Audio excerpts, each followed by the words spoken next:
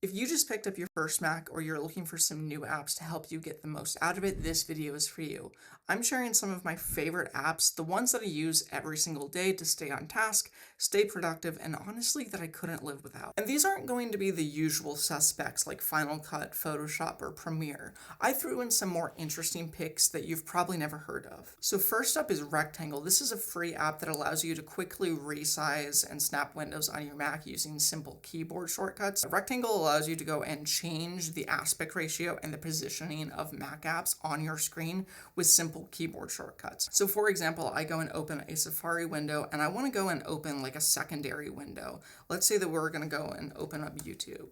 But let's say that I wanted to go and browse apple.com while looking or watching a YouTube video. So all I have to do is go and hit Control Option and then one of the arrow keys, and I can go and snap both of these windows to both sides of my screen. But you can go even deeper than that. You can actually control your windows by thirds, fourths, sixths, whatever your workflow is, depending on exactly what you need. My favorite shortcut within Rectangle is actually being able to go and move applications from window to window using Control, Option, and Command, and then one of the arrow keys. So for example, I want to go and move this Safari page over to my studio display to get it out of the way. So let's go and take this Safari window that I have here and let's move it over to my studio display. Just like that, it pops back over, and I can do that with any display that I want, any page that I want, just by a simple click of the mouse. And then if I want to go and bring it back, all I have to do is go and click the page that I specifically want. And then if I want to go and snap it to one side, all I have to do is hit Control, Option, and then the arrow key, and it will automatically pop to that section.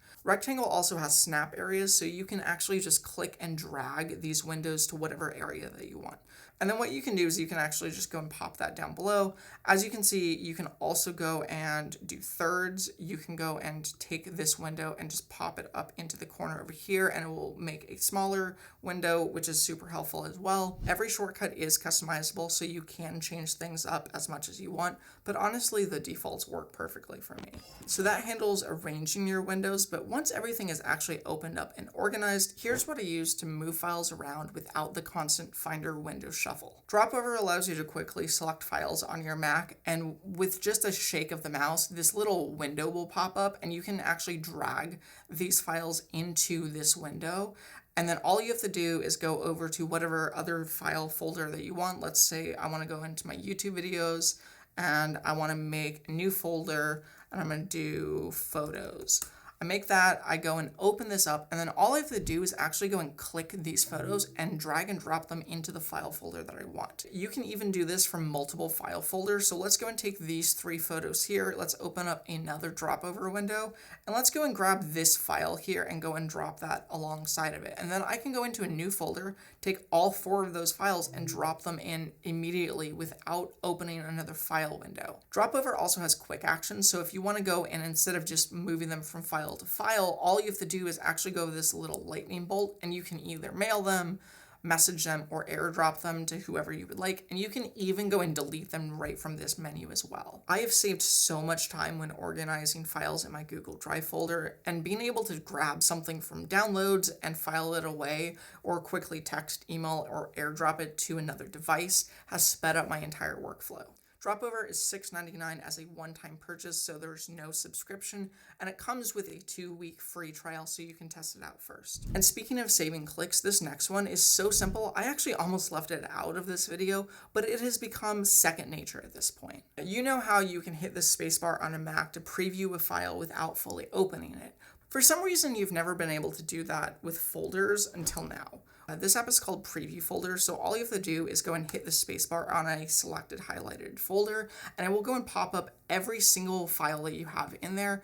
And then you can also then go and see the actual size of the files inside those folders as well. This will save you from opening and closing folders just to check what's inside of them, and it's an easy way to find exactly which file you're looking for without digging around. That's the productivity stuff out of the way. This next one's just for fun. It's how I've been giving my Mac a little bit more personality lately. WallSpace is one of the newer apps that I've added to my setup, and it's all about personality. It gives you access to a library of beautiful animated animated wallpapers that look stunning on both my studio display and my MacBook's built-in display. This app is free, but there is a one-time paid upgrade for $12.99, so there's no subscription. So you can go and browse by category, collection, or search for something specific. So let's say that I'm going to go and look for a one-piece wallpaper. All I have to do is go and type in Luffy's name and hit search, and then all I have to do is go and find the one that I want and go and click set wallpaper here, and it will then automatically go and place that on my display here, as you can see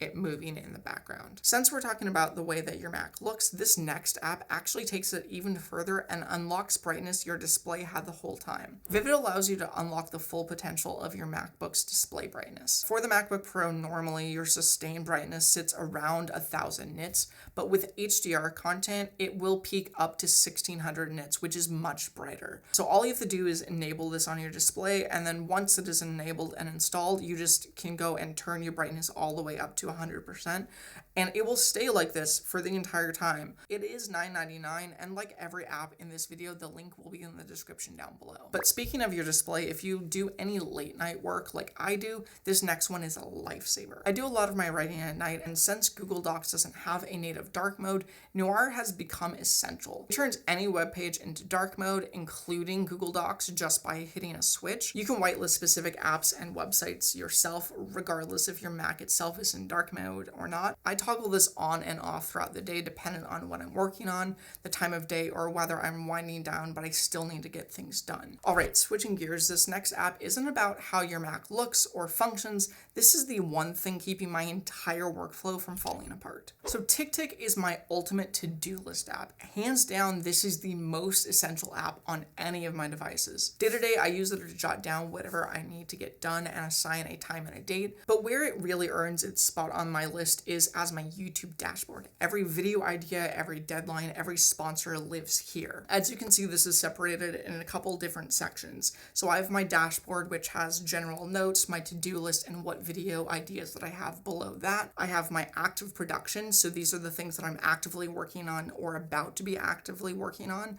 I have my shorts, and I have my completed. Here on this video, for example, for the iPhone 18, I do have a sponsor coming up for that. So I flag it with this little money emoji so I know exactly which videos in production are sponsored, who I'm working with, what is owed, etc., and especially when things need to go out. So for example, I need to go and reach out to this brand on August 3rd about the brand integration before the iPhones come out in September. And then once the video is completed, I can then go and put it into my completed section. And then once the brand finally pays me and we have closed our contract for that specific video, I can then go and click complete so I know that that video is completely closed out and I don't have to worry about it in the future. I'm usually working a few months ahead on content, and this system is the only reason why this doesn't fall apart. TickTick is the silver bullet that allows me to run this channel on top of a 9 to 5. So if TickTick keeps my tasks in check, this app actually keeps my Mac in check. So Lucid Notes is a notes app, but it's specifically built around how creators actually work. The standout feature is contextual notes, so you can actually just attach a note specifically to a window, and it only shows up when that app is active. So if you go and switch away to a different app, it does disappear. Once you switch back to the app, your notes are right there the second you need them. The feature that I use the most, though, is Teleprompter mode. It auto-scrolls your talking points at a speed you control, so you can actually read the script while looking straight into the camera.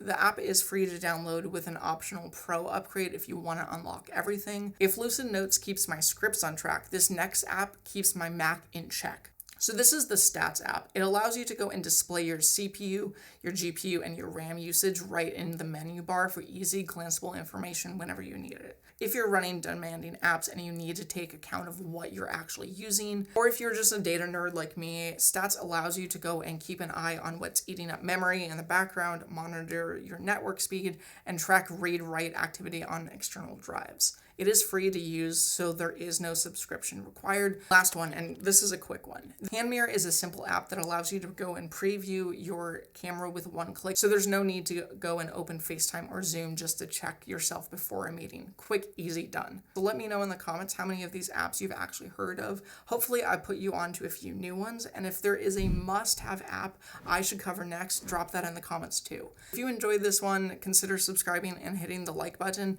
It really does help the channel grow. I'm trying to hit 10,000 subscribers by the end of the year, so come along to the journey and I will see you next time.